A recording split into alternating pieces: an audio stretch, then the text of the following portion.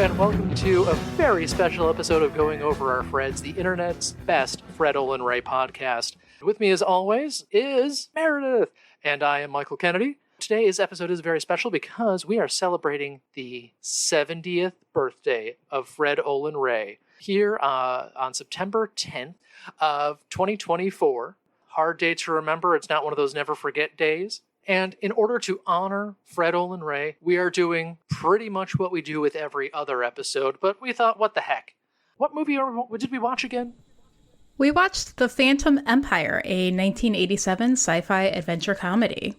Oh, shit. I watched the 1935 Gene Autry movie, The Phantom Empire. You did not. I was wondering how he made that movie when he was like, negative whatever years old. But no. We watched The Phantom Empire from 1987 or 1988, depending on which source you look at. Well, I also saw a source that said 1989, but I went with 87 because it really had the 80s vibe.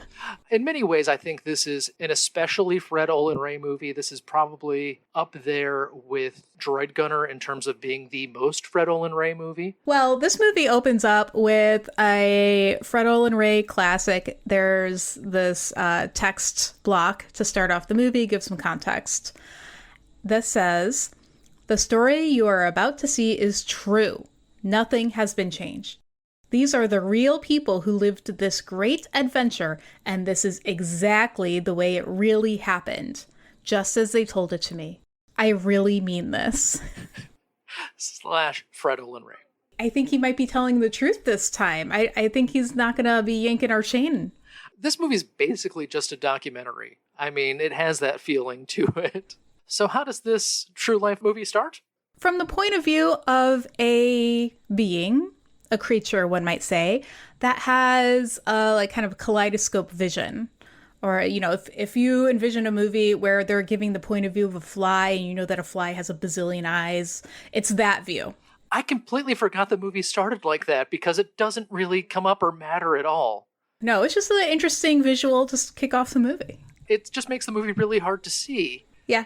Anyhow, so this creature, I was watching it with the subtitles, and subtitles says creature. So it comes out of a cave into a wooded area. There is a family, a man, woman, and one child. They've been having a picnic. They're packing up, blah, blah, blah. The creature goes after the dog first, and it looks like a little black Toto kind of dog. Yeah, it's some sort of little terrier thing. We don't see what happens to the dog, but when we see the dog next, it's basically turned inside out. Yeah, it's just like a chunk of meat. In the context, we are given to know that it's the dog. The creature then attacks the people, rips the head off of the dad. Yeah, he straddles the man and then just pulls his head off. As if he's a Ken doll. Easy peasy. Just pop. Yep. And then the woman, his wife, presumably, attacks the creature from behind, and she's got one of those big old igloo coolers, and she whacks it in the head, and evidently that kills it. I watched this movie and I wasn't paying that close of attention because, the opening of the movie is after that, and I didn't realize that killed the creature. We find out later. We find out later, but I'm like, wait, he's dead? And a couple of notes here. The mutant creature, first off, it bothers me now that you reminded me of the fly vision. It comes out of a cave and it sees like a fly. Everything should be overexposed if we're seeing it from its point of view, because it's a whole point that they don't like the light. That's just the wrong way to do that. Second off, the creature looks like a guy in a rubber Halloween mask. He looks a lot like the lesser goblins in Troll 2, when they were just dudes standing in Halloween masks. And this was filmed in such a way that I thought this was going to be a fake-out movie within a movie sort of situation, because it's a little person in a Halloween mask pulling a guy's head off. It is so ridiculous, and I kind of wish the whole movie were this good. Yeah, they set that creature up to be kind of a big deal, and that was a little bit of a disappointment for what eventually happens. Well, and how are you supposed to be afraid of this monster and all these monsters that are strong enough to rip somebody's head off, but a suburban mom with an igloo cooler can just take him out in one shot? Are these things scary or not? But thankfully, that's the only part of this movie that doesn't make perfect sense. Right, we go right into the sensible parts when we cut to a place called C&C Salvage. Everybody dance now, C&C Salvage Factory. We meet the two people who work at CNC Salvage. Their names are Eddie Colchide. She is a woman with red curly hair, a cowboy hat. Her character trait seems to be that she is always smoking. And her partner, Court Eastman. Okay, now it's everybody's favorite time of the episode. You recognize both of these people, one of those people, or none of these people? None of these people. Oh, for God's sakes. Okay. What do you mean? So Court Eastman, which I believe is probably just trying to sound like Clint Eastwood, is played by Ross Hagen, who was Cole, the alien in Alienator. He was one of the heavies in Bikini Drive-In. He was in Droid Gunner. I mean, he's almost in every movie we watch. Okay, but he was in like a lot of different makeup in those. I mean, not in Bikini Drive-In. He was wearing a suit. He was wearing a suit in Bikini Drive-In. that was 2 years after this. It's not like it's a different time. Okay, and Eddie Cochran, who seems like this role could have been written for a man, that is played by an actor known as Dawn Wildsmith. And we saw her a couple of times. Mostly, she's in Fred Olen Ray stuff because she is Fred Olen Ray's wife. Well, she's his wife at the time. Really? Yeah, they were married at this time. She was also in Alienator, and she was in Hollywood Chainsaw Hookers. Yeah, she pops up in some of the stuff. She's either an actor in the movie, or she does makeup for the movie, or she does both. Incredible. I would have said I never saw her before in my life. The next character that we meet is a customer. She comes into CNC Salvage. Her name is Dania Chambers. Her defining trait is that her hair color matches the color of her fur coat. That's a very important character trait. Her other character trait is that she is rich. People mispronounce her name because they gave her the name Dania for some reason. She is an actor named Susan Stokey, and she made like 5 Olen Ray movies in about 2 years and didn't do much before or after. Like, she's in like web shorts and like some other stuff. Got it. So I assume she's like a friend. Well, she did a passable job. Yeah, I don't know if you noted, but this is very much a let's get together and make a movie in 6 days sort of movie. This is like, friends hanging out. Yeah, I could see that with some of the reuse of the sets. It was just like, and pretend this is a different area. Go, let's do it. Dania comes into CNC Salvage, and she has a job for them. She's got a newspaper that says, "Psycho Murderer Slain in Park." So this means the creature, and she claims that the creature had on a necklace full of precious stones that were valued at over $500,000 in late 80s money, which would be $1.3 million in today's money.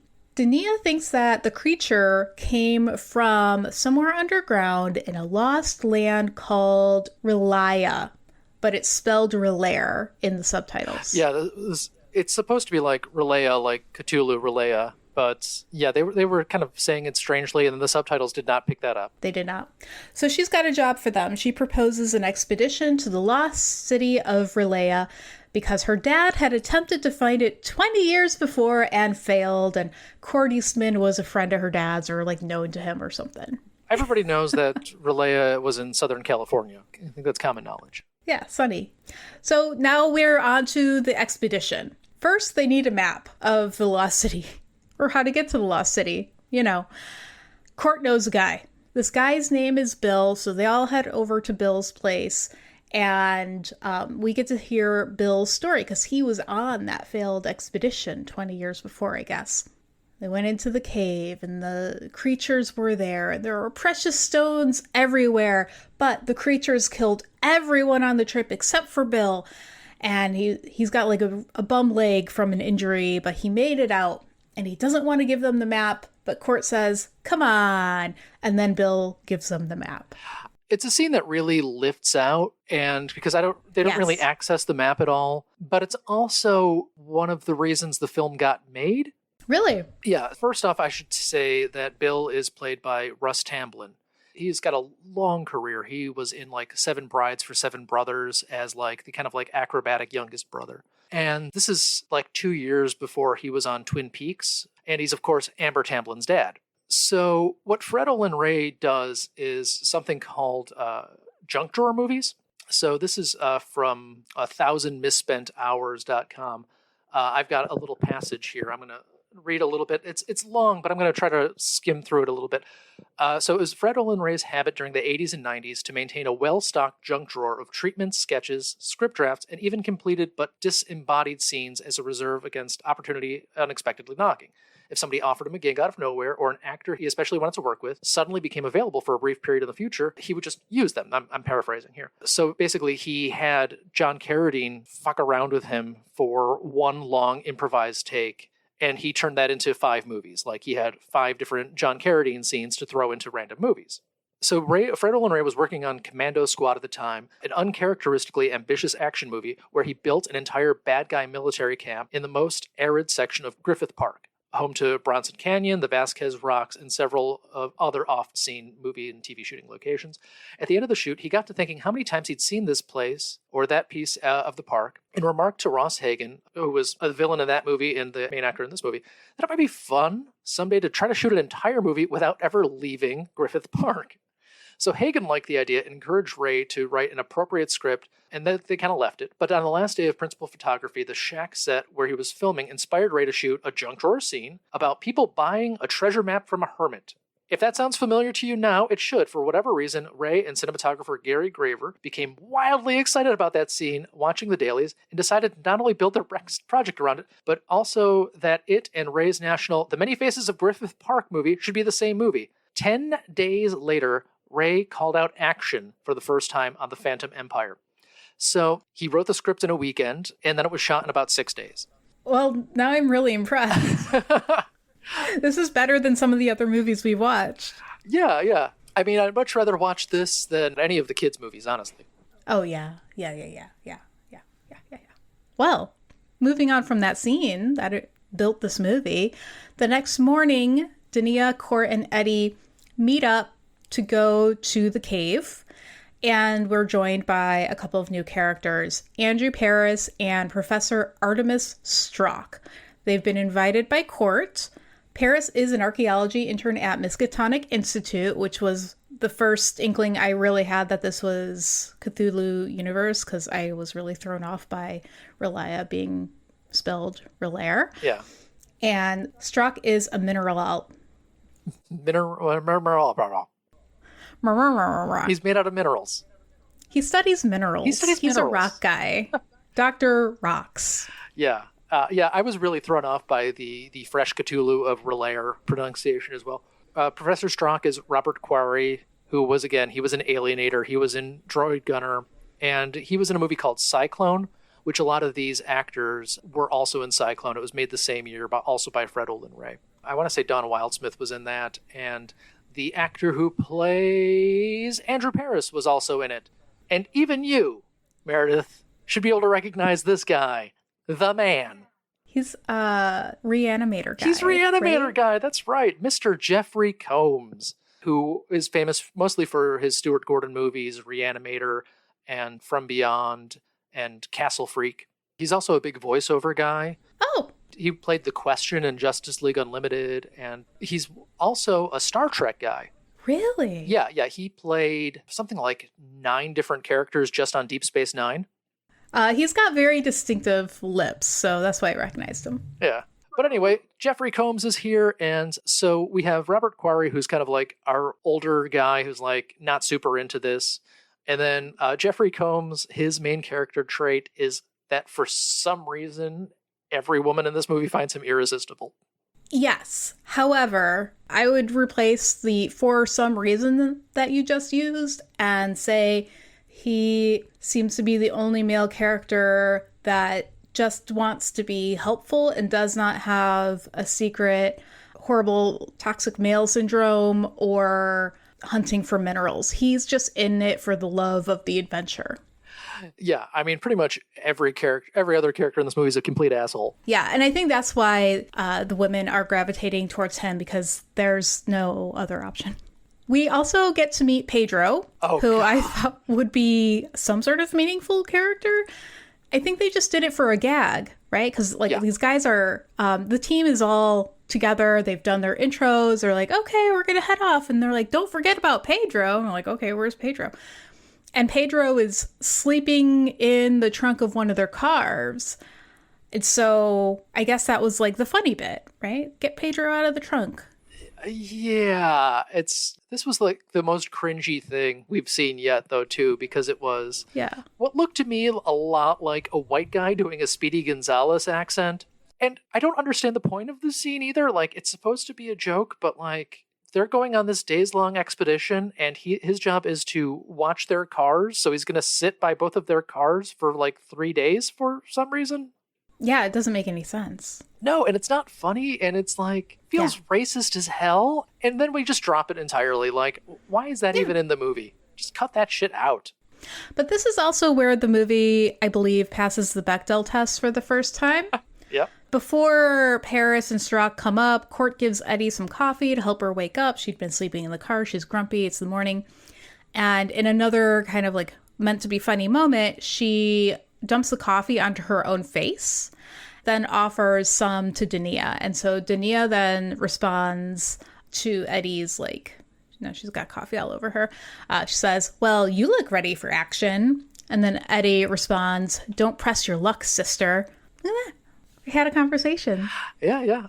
They have a lot of conversations throughout the course of the movie, thankfully, so. I was really surprised. So I was looking at the credits as they were coming up, and it was just like seeing a lot of like women's names. I was like, oh, this is going to be like more of a balanced movie. And yes and no, but yeah, more so than some of the others we've seen. It's we've got multiple female characters, and they're all pretty distinct. I mean, we've got one troupe that's all the same, but like, of our 4 like leadish women, they're entirely different, which is great to see in a movie like this. Yep.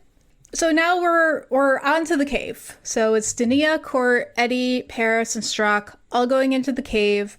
A little bit more of Dania being fish out of water. She's got a cute sweater. It's got shoulder pads, so it's very 80s. She's wearing cowboy boots, and she's got a large, fashionable purse. Eddie, who just threw coffee in her own face, is also hiking in cowboy boots. And I wanted to like point out the similarities here because the movie did pit them against each other. They're like sniping at each other for a bunch of the movie, but they're both heading out to like a 3-day expedition, cave hiking, in cowboy boots. Yeah, so they're equally stupid. And like they're barely carrying any supplies or anything either. It's very odd. Right. The contrast between them is at least very stark because, I mean, Eddie's character is basically just an annoying male sidekick that just happens to be Fred Olen Ray's wife. And Dania is saying things like, oh my gosh, it's as black as caviar in here. Yeah. Oh my God. The dialogue in this is worthy of M. Night Shyamalan in terms of how awkward and terrible it is. Oh man, I can't wait to see that Taken movie. I heard it was terrible. Trap? I'm looking forward to it. Mm-hmm. Yes. Thank you for filling in the correct title. You could have seen Taken anytime in the last 20 years. I actually finally watched it, I think just last year. I hadn't seen it before, and I was like, oh, I get it. All right. Back to the cave. Paris and Dania get to know each other. He's fawning over her father, and we just kind of like know like her father was kind of a big deal. That's neither here nor there. We don't need to know that, but they press on her dad's reputation again and again to no payoff. Yeah, Great. It's like, awesome. We're not going to meet him. He's not going to have taught them something that helps him out of a situation. Right. It's just a filler backstory because Fred Olen Ray has seen that in movies before. Oh, okay. Yeah, it didn't set anything up. Yeah. It's like, oh yeah, this is the point of the movie where people talk about their past. For no reason, right? For no reason. Strzok, the mineral guy, informs everybody that the creature from the start of the movie, that the autopsy revealed that it eats only human flesh and night-blooming fungus. Because what it has in its stomach at the time of death is what it eats exclusively for its lifetime. Yep. Got it. Checks okay. out. The next thing that happens is something that I just really, this is like hitting a pet peeve of mine on a different show. Court drops a flashlight, and it looks to be accidental as they're just doing their lines, and that's the shot they kept. Eddie reaches down to like pick it up and hands it to him. They're doing actor stuff. It looks fine. This flashlight is a large silver flashlight where the D batteries went into the handle of the flashlight. You like screw it open. Yeah. And it's the real authentic one of the time because it was filmed in like 87-ish. And I also, my family had that flashlight when I was a kid. This type of flashlight was also in the latest season of Stranger Things, and all the kids had one of these flashlights, but they were cheap replicas or didn't have the batteries in them because the kids are like throwing them around like they weigh nothing, which they're props, they weigh nothing, and the kids are too young to recognize that those were heavy flashlights. And I only saw, that latest season one time, and it's still bothering me. You are haunted. This is the empty coffee cup phenomenon that upsets Jen so much. We might have even talked about this on the show before. I know that this is a pet peeve of yours. But yeah, no, these are definitely the real deal with real D batteries like Scully and Mulder would be using 10 years later on the X-Files, only not as sleek. Yes. You could really, and I thought it was like for a reason, because these things are heavy. You could really hit somebody over the head with them, but that's not what they use the flashlight for. That's what my father-in-law kept one in the glove box of his Crown Victoria. He's like, oh yeah, it's a flashlight. Really? But it's also a cudgel. It's basically like hitting somebody with a shillelagh. Oh my God. Does he still? I don't think now? so. No, probably not. I feel like if you've done that for 30 years and the opportunity has never come up, you probably don't need it. Yeah. Okay. They get to the mouth of the cave. There's a bunch of like smoke and fog coming out of the mouth of the cave. That's never explained. It's just for atmosphere. Yeah. We start to see some of the tension between Eddie and Dania. They don't like each other right now, so whatever. The cave is lit in shades of red and hot pink, despite being as black as caviar. Yeah, whoever was lighting this movie had just watched a Dario Argento movie and was like, let's do that. They could have used one of the blue filters and be like, okay, it's dark in here, but they didn't. It was a choice. And it's easier to see. Like, I'd rather have it be hot pink than just blue and look dark. And like every movie today is too dark. I agree. Strock, the mineral guy, gets distracted by a cave drawing. He starts to have his, like when the Hobbit, like first sees, okay, hold on. What was Frodo's uncle's name? Bilbo? So there's a scene in The Hobbit or maybe Lord of the Rings where Bilbo is like, give me that ring, and he goes into Gollum face for just a split second. That's what Strock is starting to kind of do with the cave painting. Okay, so you think he's going like a My Precious sort of situation with the cave painting? Yeah. It was like a ridiculous crayon drawing cave painting too. Like it was kind of like, here's an orange triangle and a stick man. I can't remember exactly. Terrible. So then like they just kind of wander around for a bit and then decide we got to go 8 more miles. And then the next shot is we got to camp now. Pretty much. They've made camp or whatever. They're sitting and resting and we hear a horn made blowing. Camp. None of them brought a sleeping bag or anything. And we're all supposed to think that Danae is so precious because she brought a single pillow that she sits on.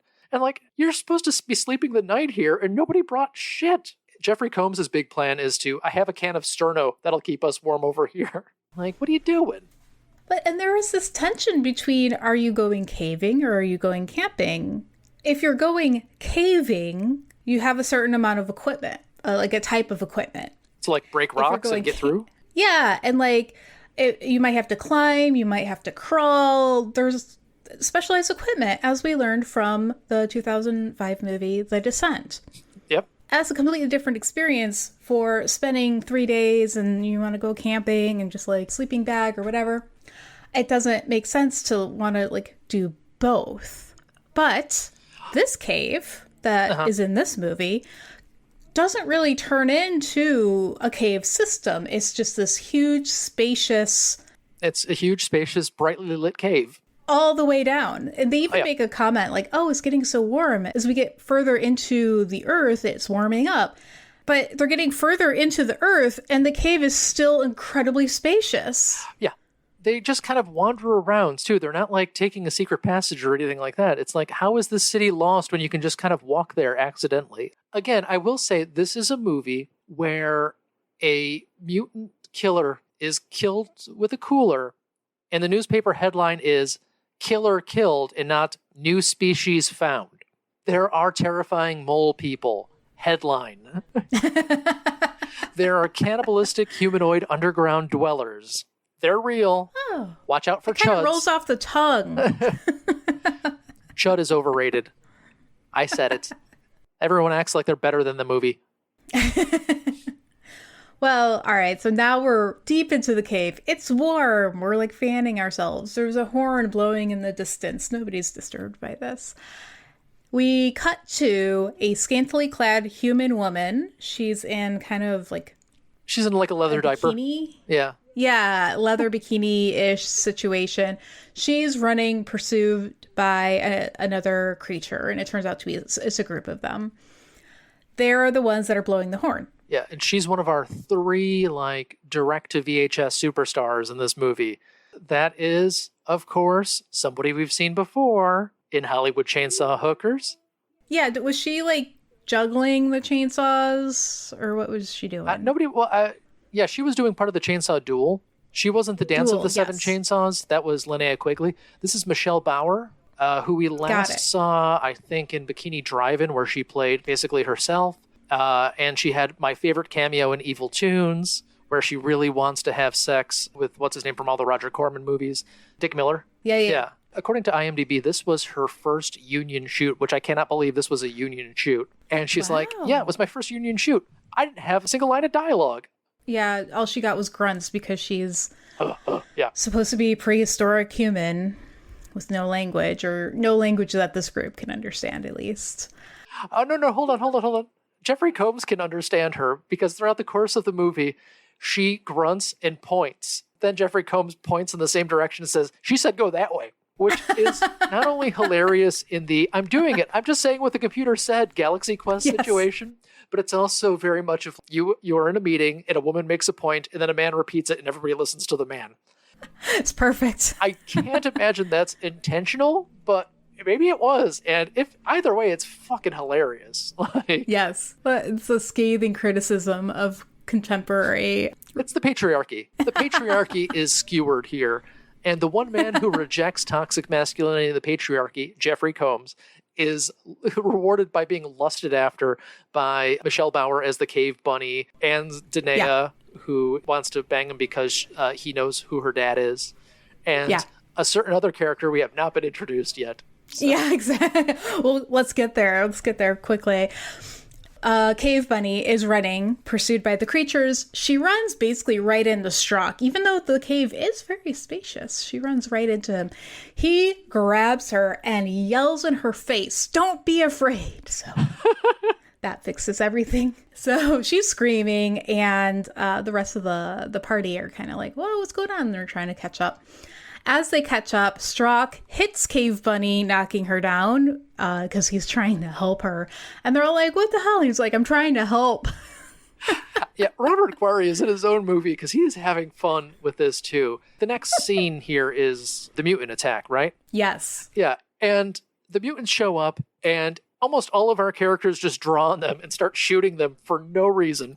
Yes. Then they run away, but come back 30 seconds later having regrouped. And magically, all of our characters have run out of bullets. And I believe this is when Robert Quarry is like, basically wrestling with one of these little mutants and says, "Stop it. I'm trying to help you, you little shit." Him screaming aggressively at somebody he's ostensibly trying to help is another hilarious part of this movie. He was treated too kindly by the movie. Spoiler, he never gets his comeuppance. But anyway, they shoot one of the creatures the first time around, which is what causes the mutants to run away. The mutants come back with no more people or no other weapons or no anything else. But because the bullets don't work, they discover that the mutants' weakness are flashlights. Which sort of makes sense if they've got the kaleidoscope vision, that it's extra blinding and maybe hurtful. Maybe. I don't know. It would also be more useful to reveal their weakness if they were at all hard to kill. But we've already killed one with a gun with one shot, and we've already killed one with a cooler. And they seem less strong than a human, even though they pulled that dude's head off at the beginning. So I don't know, man. But they do carry off Danae. It's like the whole group of them pick her up and carry her away. Takes everybody else some time to notice. And then I think Michelle Bauer knows where they took her. And this is one of the many, Michelle Bauer points here, and then Jeffrey Combs points there and says, "She means this way." We finally catch up. They catch up, and Dania has been tied to one of those turning spits. So they're trying to roast her over the fire. Okay, two things. One, she is kidnapped, and they get her back in the next scene. That's not how movies work. Well, she's rescued. She's rescued in the next scene. I was like, this is like what you do in the third act, guys. What are we doing? And the other thing is that, according to a couple of sources online, the spit roasting that she's on, the little thing she's tied to, is just recycled from History of the World Part 1. They had that prop available to them for some reason, so they just used that, which I think was from 1981. So I guess it was sitting in somebody's mothballs for a couple of years. I agree with that decision. It did seem supportive for the actor. It didn't seem like it was causing her too much pain. Yeah, I mean, she did have to just take her pants off before she got on the rotisserie, the Showtime rotisserie there. And we got a lot of panty shots. And I think that was kind of the whole point of her kidnapping. I could be wrong. Maybe that's a cynical view of that. It was weird that she was partially disrobed. So these creatures are cannibals. They want to cook her alive. Okay, whatever. They take off the first layer of her clothes and leave the rest, and then try to marinate her with some sort of mixture. Giving you a nice close-up of her ass, but... Yeah, that's right. They have a handful of glop, and they just smack her ass with it a couple of times. You're like, okay, are these really cannibals, or what's going on here? Yeah, this is one of the many Fred Olen Ray movies. Just probably close your blinds. Close your blinds before you watch this in the living room. Yes. So the group comes in, flashlights ablazing, they scare off the creatures, they save Dania. As they're fleeing, there's several moments where she is holding the group up because she's putting her clothes back on. Yeah, she's just putting her pants on while she's running. As they're fleeing, their flashlights begin to fail, and Paris says, "Our batteries must be affected by the high iron content of the cave walls." I paused the movie because I had never heard of this, and I was like, is it true? Let me do a quick Google. Due diligence. It didn't sound right, but I've been proven wrong plenty of times. So I just, I'm Googling, and it's bullshit. But what I learned, and I think this should be of interest to everybody, iron is a potential alternative for cobalt and nickel in lithium-ion batteries. Whoa. And as you know, cobalt mining is basically child labor.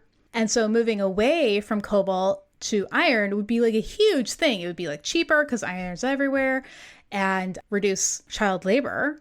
Yeah. Because, all of the things we have lithium ion batteries in is to produce. There's a big push now to basically scrape the ocean floor to get the lithium off of that, which would destroy a brand new ecosystem we haven't thought about destroying yet. Yeah. I think the biggest environmental push is that we're developing salt batteries, and that is much more abundant. Sodium ion. Yeah, much easier to get and would save everybody a lot of headache. Well, the sodium ion batteries have to be much larger than lithium ion batteries, so they won't work for the electric vehicles. They'll work really well for buildings and other larger applications where the batteries can be stable and stay put. Around the corner of this sidebar, I recently watched that miniseries about the Chernobyl disaster. Oh, that was really good. Yeah, it was so good. There was that scene, you remember the scene where it was very early on in the disaster timeline, and they sent down a team to do something that was critical, and they had to send people to do it, and they had flashlights. And the flashlights started failing because of the radiation. And Chernobyl was before this movie. So it's just why didn't they just make it so that the cave walls were radioactive? Because, you go underground, there's a bunch of ambient radiation. They might hit some pocket of higher radiation. And we don't have to suspend disbelief that much. We don't have to say oh, that amount of radiation would actually kill them. But it would be better than saying iron was interfering with the flashlight batteries. Yeah, but then you might have to take more than a weekend to write your script. And the But it would also explain the mutant cannibal underground dwelling folks. When we remake this movie, we'll do that. I think this is a very 1950s science style. It's oh, yes. We have the wishing machine that works because of science. Never judge a book by its cover, because Craig Mazin, who is the guy who who created the Chernobyl miniseries. It's like this big prestige HBO series. His like previous directing credit was for making Superhero Movie, one of the like terrible spoof movies from the early 2000s.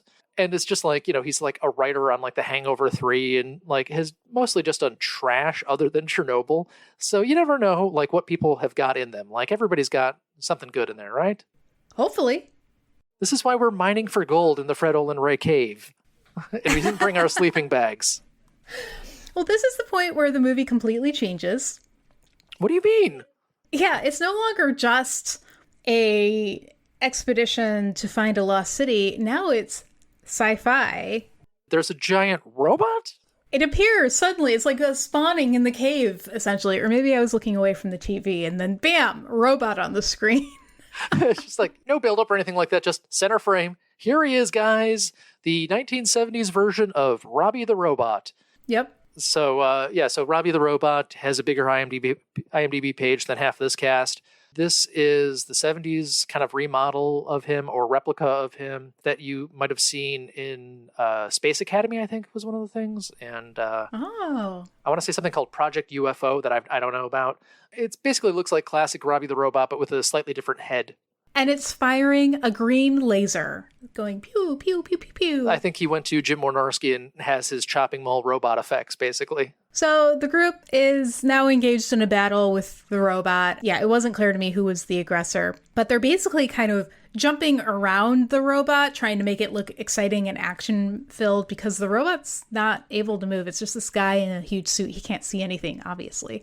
Well, like so much of this movie, it seems like they were told, you cannot damage this suit. So much of the fight choreography is like wander behind somebody and maybe kick him in the butt half-assed. Yeah. And this is probably among the worst fight choreography I've ever seen in my life, and it's amazing. This fight eventually ends because the robot shoots Court a couple of times, but not in any way that really hurts him. He's just kind of like up against the rock.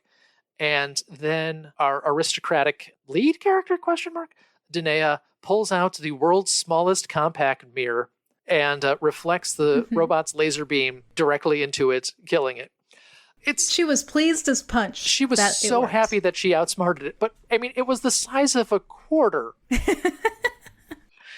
Yeah. It's her moment of glory. Yeah. All right, so the robot's neutralized. We're good with the robot. Strzok then says, that robot is not from Earth. So obviously, if I see a big robot made of iron or whatever, I'm going to be like, that's definitely alien technology. That material is like nothing on Earth. They felt it for 5 seconds, so they knew. This feels like PVD. We don't even have that technology yet. That's one more than PVC, don't you see? Now Strzok takes this information and projects that they must be close to Relaya. Sure, because, ancient lost civilizations always have robots. But that turns out to be true, and they emerge from a cave mouth into full sunlight. So this is Journey to the Center of the Earth. Cut to a volcano that's actively erupting, and we never see that volcano again. They're like, yeah, look at that. It's not going to get dark here anytime soon. As if the volcano was the source of the sunlight. See, here's the time when you might want to use the red filter. It just looked like they were out of the cave at that point to me. And I was like, oh, are they near their car? Can they get Pedro back? So while they're admiring a volcano, a group of scantily clad women with spears and bows and arrows, they are dressed like Cave Bunny. They are her compatriots. They approach and threaten, but Cave Bunny intercedes on their behalf. She's like, no, these guys are cool. All of the cave people are women. So I guess they didn't have any men actors who were interested in wearing leather bikinis, I guess. I guess nobody was interested in looking at men in leather bikinis at that point. Yeah, probably not. Shocker of shocks. This is when a Cybertruck rolls up. Yep. All right. A woman in black emerges speaking perfect English. And she is enormous. She is an Amazon. She is maybe the woman from Alienator. No. Two things. One, the Cybertruck, as you so eloquently put it, is from Logan's Run, the TV show. They just recycled that again. And then this woman is B-movie superstar from the 70s and 80s, Sybil Danning, who was in Roger Corman's Battle Beyond the Stars, which, some of that footage got recycled in a couple of the movies we watched already. She was in a movie that you might have seen, Rob Zombie's version of Halloween. Oh, yeah, I saw that. Me being me, I mostly know her from Howling 2, Your Sister is a Werewolf, where she's the lead character in that. Yeah, she is an Austrian-American actor who was in a bunch of stuff since the 70s, and it's all pretty, schlocky, but, she's got giant bazongas, so she uses that to her full advantage. Size, H or I think. Anyhow, Court and this woman get into a fist fight, obviously. I think he, mouths off to her and she backhands him and then it's on! So she beats him, of course. And then ties him to the hood of the Cybertruck and drives them all somewhere else. So this kind of reminded me of Mad Max a little bit, but I don't know if that was on purpose. Yeah. But they've been driven to a different cave and they separate the women from the men. Court and Paris are put into some makeshift jail cell. Dania and Eddie are just separate, kind of guarded by the tribe of cave bunnies. And they are now noticing that it's just women here. And Court says, how do these women survive down here with no men? They were roommates. Again, one of my favorite parts of this movie, I've got a lot of favorite parts for a movie I did not enjoy a whole bunch, is, our female leads are walking with the cave women, and they're just like, hey, you just want to try and run away from them? And they're like, yeah. And then they just run away from them, and, they're barely even chased. It's just like, oh, yeah, we're out now. We're free. They're superior cowboy boots. With their speed. Since their heels are 2 inches off the ground, they're able to achieve maximum velocity. Yeah, and this begins a whole bonding situation for them. By the end, they're good friends. We learn around this time, this woman in black, she's an alien. That robot was mining crystals to repair the spaceship so that she can leave. Her plan is now to put this group of surface dwellers to work in the mine to get those crystals to repair her ship so that she can leave. Nothing explained about how an alien spaceship landed or crashed or whatever underground. We're just glossed over that completely. Maybe it's like Kingdom of the Crystal Skull, where she's an interdimensional being and, she crashed by traveling interdimensionally through the rock and then got stuck in the rock. Yeah. All right, cool. So she's taken a shine to Paris and she ties him up by the ship or something. And her plan is repair the ship and take Paris with her because I guess he's just the most attractive man of the bunch. Herbert West Reanimator. I mean, he can get it. Okay, meanwhile, Cave Bunny reappears, breaks Court and Strzok out of that improvised jail cell. They run to the set of Star Trek. Hold on. You glossed over that a little bit. They break out of the jail cell because the back of the jail cell is just a curtain that Cave Bunny runs through and then shows them, hey, there's nothing on this side. Well, we never see what's behind there. I imagine there might have been a door or something. They didn't. Everything is just it was real bad, but in the easiest way possible. We need to rescue our kidnapped friend. Oh, here, we got her. We need to get out of this jail cell. Oh, yeah, have we tried just walking out? We need to get away from these guards. Yeah, let's just run. There's not a single close to real life. This is how billionaires live the movie. This is just no problems actually exist. My biggest problem is that this Amazonian woman wants to give me death by snoo-snoo. Do you think that the writers of Futurama watched this movie and they were like, yeah, we're putting that in? No, I don't. It has to be. No, it has to be. There are plenty of Amazonian women in things. Okay. Well, this is one example of death by snoo-snoo. Yeah. Or threatened death by snoo-snoo. So now we're in that distinctive place in Southern California that I do want to visit sometime because who doesn't want a photo in front of those rocks where the stand-in for all of the alien planets in Star Trek, the original series? Yeah. And what's better is they kept walking by the same rocks on their journey, pretending it was different locations. See, a lot of people don't realize that the difficult part of making movies is setting up shots. And when you just set up one shot, and do every scene there, you save lots of time. Well, yeah, you said it was, what, a 6-day shoot? Yeah, I think I read 6 days. I haven't like verified that, but yeah, it's very fast. I mean, this is why we've seen every corner of East Aurora in all those Christmas movies. Yes. It's like, all right, well, turn the cameras 180. We'll shoot that side. Well, here there be dinosaurs. I guess this was stock footage because we spent a lot of time on dinosaurs. Yeah, this is from a 1977 movie called Planet of the Dinosaurs. I don't know how Fred Olen Ray just gets the stock footage. He just has it all the time. He's a collector. Yeah, he's just like, oh, nobody's using it. I'll use it. I mean, I think he uses every dinosaur scene from that movie, too. Like, we just cram it all in. Yep. Okay, so I know it's the end of the movie, and I don't want to just jump ahead, but, my favorite part of the dinosaurs, other than, hey, look over there, and you see a completely different color temperature of dinosaurs, just like not interacting with our cast at all, is one moment where it's kind of an interaction. Sybil Danning is running around with a sword, chasing everybody, and then she runs into a dinosaur. So she sets the sword down, picks up a spear, and then throws the spear because the footage they had was a spear hitting that dinosaur. It was conveniently placed behind a rock, and she hit it, and it was speared. And bright orange-red blood came out of the T-Rex. You have 7 cave women in this movie with spears. Just have one of them kill the dinosaur. But no, Sybil Danning's your star. She's your big name, so you got to have her throw the spear.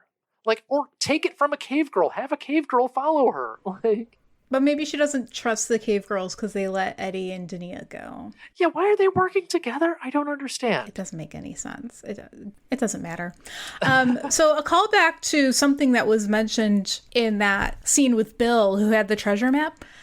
We haven't seen really precious stones since we got to the middle of the planet, except when Eddie and Dania are walking in front of the distinctive rock formations. There's a small area filled with enormous quartz crystals. And they're like, oh, these are like the precious stones. And then in a later scene, oh, I forget what happened, but they like crashed the car or something.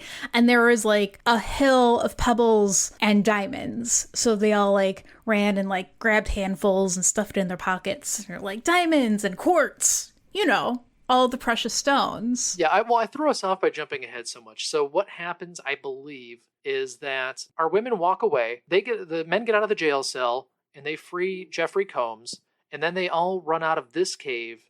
They steal Sybil Danning's car because I guess she left the keys in it, and they say, fuck you, and they drive away. Then they crash the car, and where they happen to crash the car just happens to have a bunch of Party City costume jewelry on the floor, where they just decide to fill up their pockets. They've really earned these precious stones by all the hard work that they've not done. That's what they were there for. They were there for precious stones. Yeah, you didn't have to mine for it. Sybil Danning needs those for her rocket fuel. She could just grab them off the ground. She doesn't need a robot. None of this makes sense. Something that happened in your overview right there is when they freed Paris, Cave Bunny was instrumental in distracting the Cave Bunny guard. So it was like our Cave Bunny, who is now an ally to our group. Race traitor. That's what we call her. Yeah. So they're fighting, carefully taking off each other's bikini tops and rolling on the ground some more as everybody unties Paris, and then they run away. And so for the next few minutes, while they steal the car and crash it and all of that, Cave Bunny doesn't have a top on. Cave Bunny is way more practical than Danae because she would have stopped. Danae would have stopped to put her clothes back on, but Cave Bunny's like, nah, the world wants to see these titties anyway. So, then she's just like comfortably topless because there's other priorities at hand right now. And at some point in the car, Court tells Paris, like, hey, give her your jacket. I can't think, with all these breasts in my face. So Paris gives Cave Bunny his jacket. Presumably, like, look, all these moments of kindness where Paris is just like, I'll take care of you. I'll give you my jacket. Of course, they're like all up in his business. But I didn't count the amount of time that there were bare breasts on the screen, but there must have been like some quota that Fred Olen Ray was trying to fill, right? Yeah, but he put it at the end of the movie instead of the first 10 minutes. That's what you show the people at the video store when you're selling the videos. Come on now. I guess he had his hot opening with the head pulling off and stuff like that. Yeah. This movie is so astonishing to me because it is like Land of the Lost, except there's just boobs and an opening scene of horrific violence. It's one of these movies where it's like, who is this for? Yeah. This is for a 13-year-old boy to like sneak the VHS out of the store and say, no, this is like Indiana Jones. I'm going to watch it. I'm going to watch these last 10 minutes especially. So, as you mentioned, the vehicle, the Cybertruck has crashed and it's starting to smoke. So they're like, oh, it's going to blow. Let's run.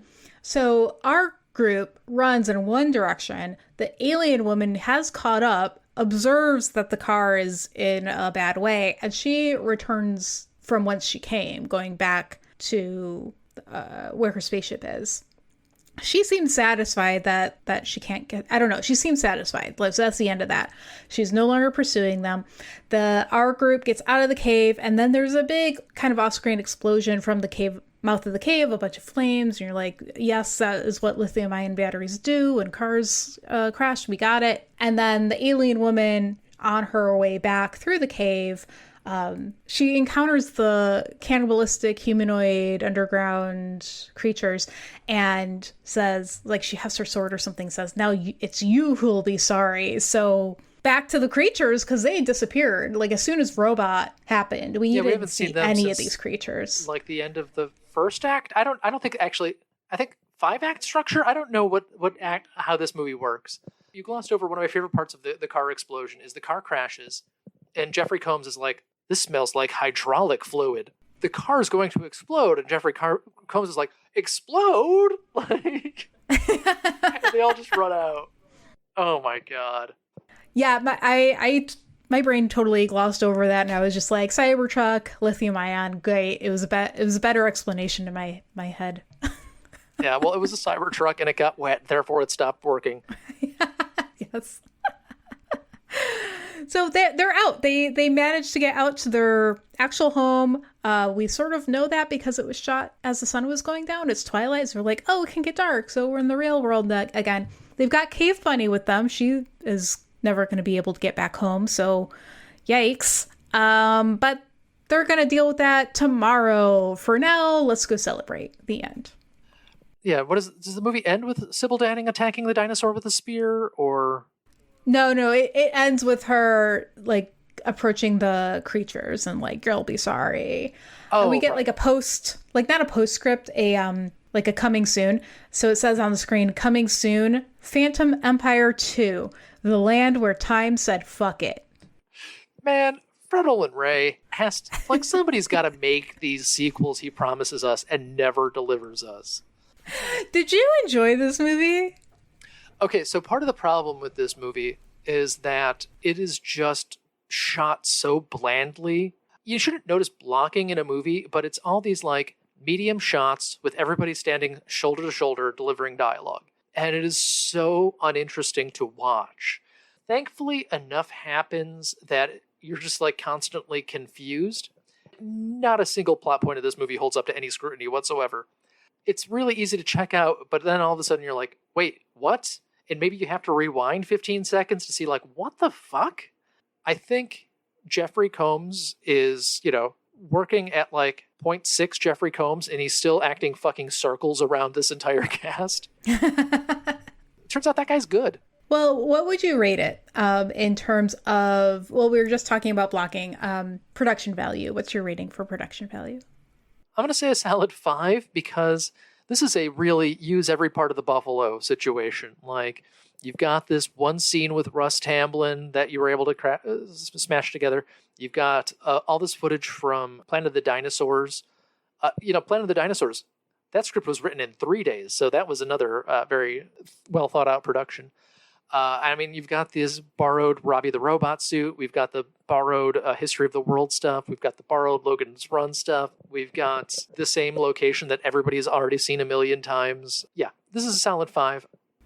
Okay, this is segueing into effort. You mentioned that Jeffrey Combs was acting circles around everybody, so he was making an effort. What about the movie as a whole? So I think that the people on screen are definitely making an effort, and like everything is done so fast. This is a lot of friends get together and make a movie in a week. I'm going to be generous and say 6.5. I feel like some things there was no thought put into, but there was effort, and some things there was just no effort. Like, every fight scene in this movie is the worst thing you've ever seen in terms of a fight scene. And it wasn't just me having watched, Deadpool and Wolverine, which has at least 2 awesome fight scenes. But yeah. What about sense making? Did this movie make sense? One. Come on. You don't think that robots and Chud and dinosaurs belong in the same movie? I respectfully say 1, and I say that as not a diss on the movie. That's probably the strongest point the movie has going for it. You have a mutant species, and it's just a killer in the paper, unlike page 15.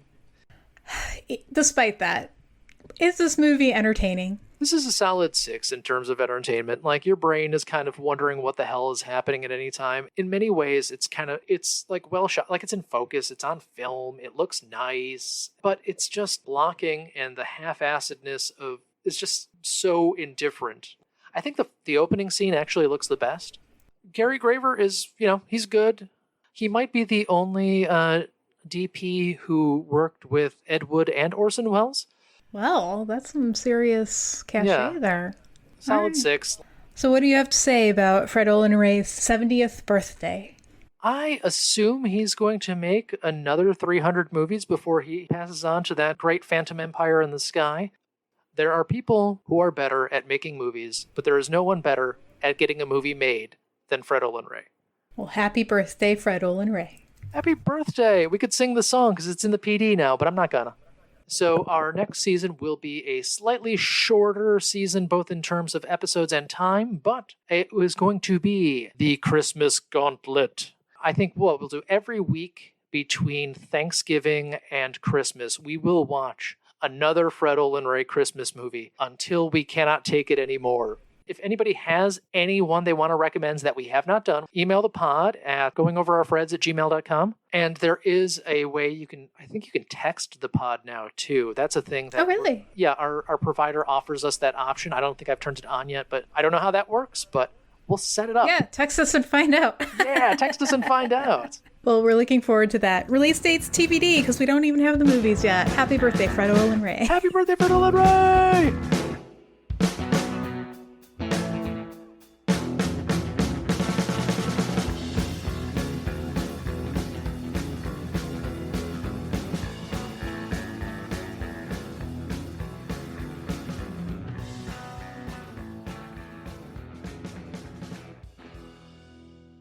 Yeah, text me, baby. Going Over Our Freds was created and produced by us, Michael Kennedy and Meredith Halsey. Our theme was composed and performed by Justin Nozick. Find more music for him at Bandcamp. Search for The Plague Physicians. Artwork by Michael Kennedy. Special thanks to everyone who helped make the season possible, including the friends and family who let us watch these movies instead of this year's Academy Award nominees. And thank you for listening. If you'd like to hear more from us, subscribe to Going Over Our Freds on your favorite podcast app. Follow us on Twitter at Goof Podcast, and find us on Instagram at Going Over Our Freds. This podcast is for entertainment purposes only. For questions, comments, and complaints, email us at goingoverourfreds@gmail.com. Thanks.